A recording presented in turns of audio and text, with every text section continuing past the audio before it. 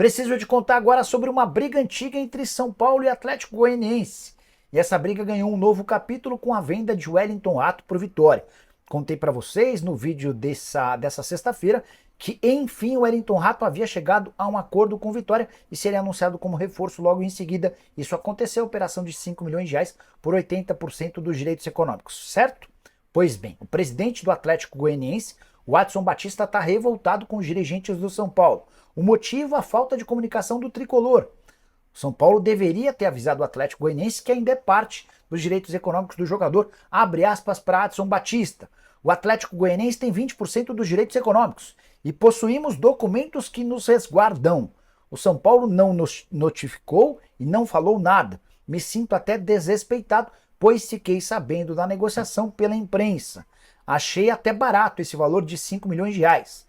Mas vamos notificar o São Paulo em busca dos nossos direitos, fecha aspas. Vale a lembrança de que Adson Batista e São Paulo vêm brigando na justiça e também pelos microfones. Tudo porque o Adson muito incomodado com as demoras no pagamento das parcelas do São Paulo em relação ao Atlético Goianiense pela compra do jogador.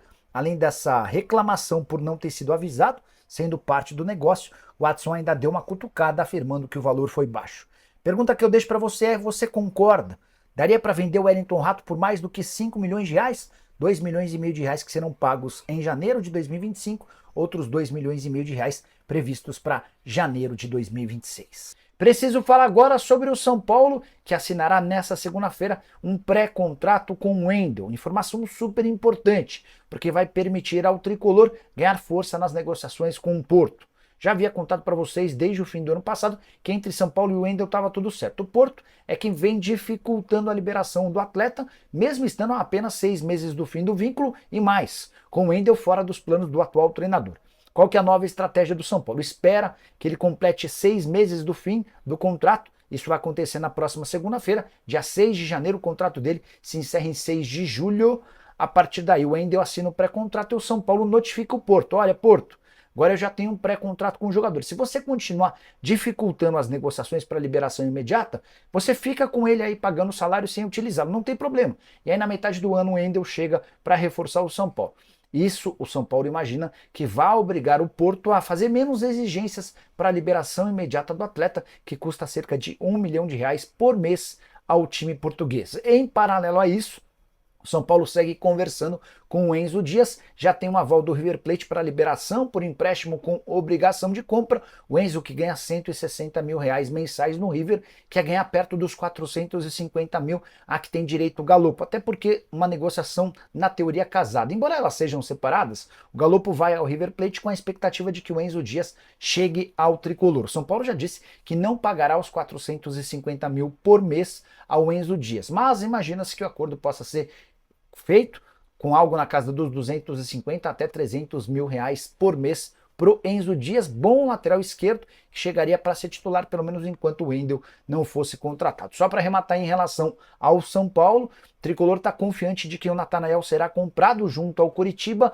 Até por conta disso, o tricolor liberou o atacante Caio Mateus, que era uma jovem promessa da base, mas acabou perdendo espaço, especialmente por conta do comportamento fora do campo. Caio Mateus rescindiu seu contrato e foi anunciado como reforço do Coritiba. O tricolor fica com 45% de uma venda futura.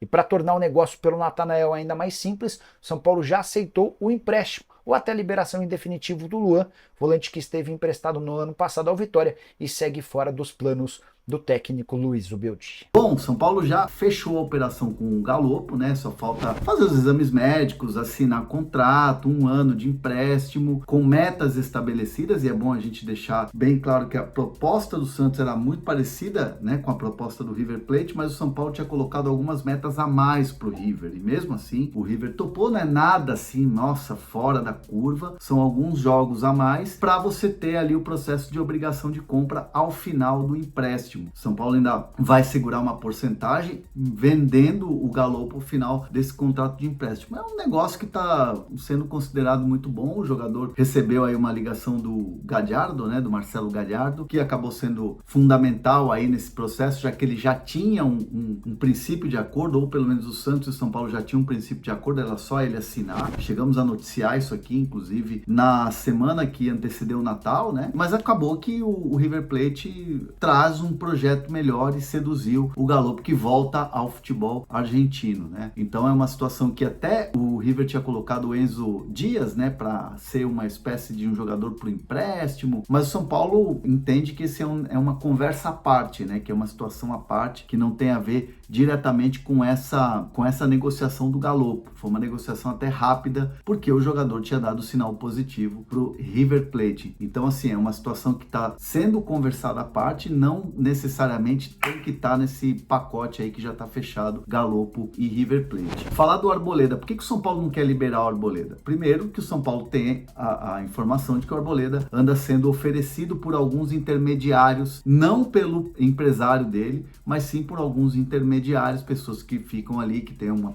procuração, alguma espécie de documento para oferecer o Arboleda no mercado. Aconteceu a mesma coisa no Cruzeiro, ele foi oferecido ao Cruzeiro, e agora o Grêmio, que recebeu aí, né, essa possibilidade e ventilou com o São Paulo uma proposta de empréstimo, mas aí a proposta foi considerada muito baixa, muito baixa. O São Paulo assim não quis nem abrir conversa, o São Paulo não levou em consideração a proposta feita pelo Grêmio para levar o Arboleda, e assim, o que me contaram é que o São Paulo não tem interesse em se desfazer do Arboleda. Ah, mas uma venda, se acontecesse para fora, claro que ia depender muito do valor, ia depender muito da vontade do jogador, mas o São Paulo não tem interesse nenhum, por exemplo, em reforçar um rival com o Arboleda, que é um jogador importante, ainda mais por empréstimo, né? Então o São Paulo fechou a porta e o São Paulo coloca muito claro, sim, a situação de que não há possibilidade de emprestar o Arboleda, de fazer negócio com um jogador que é importante. Inclusive, o próprio presidente Júlio Casares respondeu a uma página, né, que postou a possibilidade da saída do Arboleda, repercutindo, né, a notícia, falando que não, que ele é um jogador que está nos planos do São Paulo, e de fato é assim que pensa a diretoria neste momento. Então, muito difícil imaginar uma saída do Arboleda para 2025 do São Paulo, porque o São Paulo renovou o contrato dele, teve uma questão de umas dívidas que ele tinha, o São Paulo arcou com parte, enfim, o São Paulo sempre ajudou muito o Arboleda, e o Arboleda, claro, tem ali gratidão pelo clube. Vamos ver. Mas assim, vai ser muito, mas vai me surpreender muito se o Arboleda sair do São Paulo nesta temporada de 2025, pelo desenho que se tem aí nas apurações.